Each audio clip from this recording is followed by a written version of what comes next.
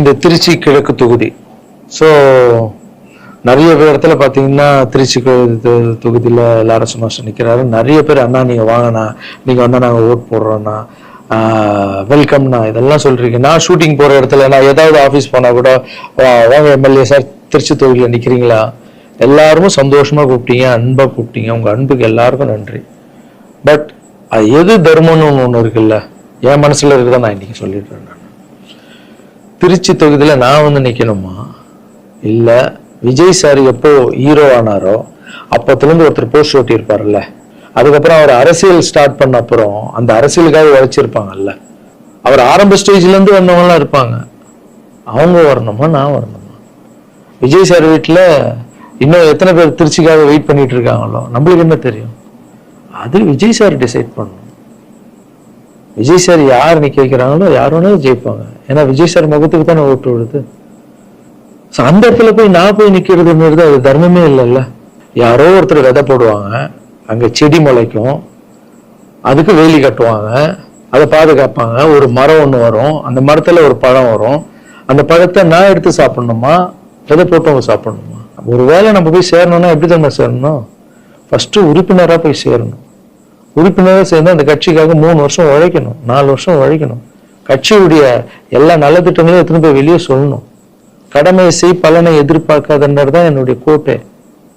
உழைக்கணும். அப்புறம் கட்சி மேலிடம் பார்த்து சிஎம் பார்த்து நல்லா உழைக்கிறாங்க ஒரு போஸ்ட் கொடுத்தா அந்த போஸ்ட்ல நம்ம இருந்து என்ன பண்ணணுமோ அதை பண்ணணும். அது தர்மம். நான் ஃபர்ஸ்ட் என்னுடைய நிலைப்பாடை சொல்றேன். நான் எதுக்கு அரசியல் வந்திருக்கேன், ஏன் வந்திருக்கேன், யாரு கூட போறேன் அப்படின்றத இன்ஃபார்ம் பண்றேன். ஒரே ஒரு விஷயம் அவர்கிட்ட ஹெல்ப் கேட்க போறேன்.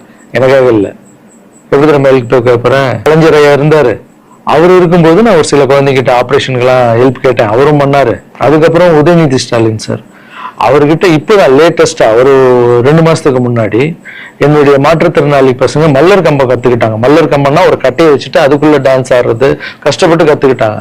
அவங்களுக்கு ஷோஸ் எல்லாம் வேணும்னு அவர் நம்பர் என்கிட்ட இல்லை, கேட்டு வாங்கி ஒரு வீடியோ அனுப்பிவிட்டேன், அவ்வளவுதான். அவர் என்ன பண்ணாருன்னா ஸ்டாலின் சார் சிஎம் சாருக்கு இதை அனுப்பி கேட்டு ஒரு வாரத்துல சிஎம் சார் முன்னாடி ஆட வச்சுட்டாங்க. ஸோ அவங்க எல்லாம் அப்படி பண்ணியிருக்காங்க. அப்புறம் அன்புமணி ராமதாஸ் சார் பண்ணியிருக்காரு. நிறைய குழந்தைங்க ஆப்ரேஷன், அவர் ஹெல்த் மினிஸ்டரா இருக்கும்போது, நீங்களே நடிகராக இருக்கும்போது நான் ஒரு குழந்தைய கூப்பிட்டு வந்தேன், நீங்களே உங்க சொந்த காசை போட்டு ஆப்ரேஷன் பண்ணி அந்த குழந்தைய காப்பாற்றி கொடுத்து, நடிகராக இருக்கும்போது ஒரு குழந்தைய காப்பாத்தீங்க. இப்போ சிஎம் ஆயிட்டீங்க, தைரியமா அந்த உரிமையோட கேட்பேன். ஒரு 1000 குழந்தைங்க பண்ணு, 1000 நீங்க நினைச்சா என்ன வேணா பண்ணலாம், இந்த மினிஸ்டர்ஸ் கிட்ட சொல்லி. அது உரிமையோட வந்து நான் போய் கேட்கறதில்ல, நியாயம் இருக்கு. அது சிஎம் பண்ணும்போது அது வெளியே வந்து சிஎம் எனக்காக நண்பர் வந்து இத்தனை ஆப்ரேஷன் பண்ணாரு, இத்தனை குழந்தைங்க இந்த ஹெல்ப் பண்ணாருன்னு அப்ப பெருமையா சொல்லிக்கலாம். நம்ம அதுக்கும் ஃபீல் பண்றாதீங்க. ஆனா அரசியல் கவர்மெண்ட் இருக்குல்ல, திருச்சி கிழக்குல தான் நிக்கலன்னு சொன்னேன், அதுதான் பெருமை இல்லைன்னு சொன்னேன், வேற எங்கேயும் நிக்கலன்னு சொல்லல.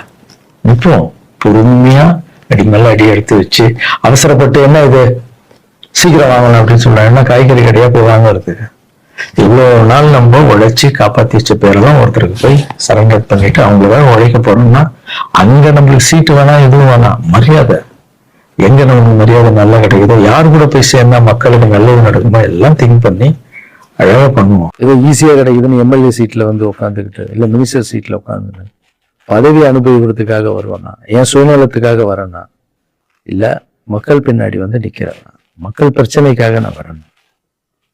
மக்கள் பிரச்சனைக்கு வர்றது தானே இங்க கரெக்டான ஒரு விஷயம். இப்போ ஏதோ ஆசைக்கு ஏதோ கூப்பிடுறாங்க, அப்போ நம்ம போயிட்டு பதவி அனுபவிக்கலான்றது தப்பு இல்லைங்க. அதுதான் என்கிட்ட ஆல்ரெடி இருக்கேன், நான் சந்தோஷமா தானே இருக்கேன், என்கிட்ட எல்லாமே இருக்கேன்.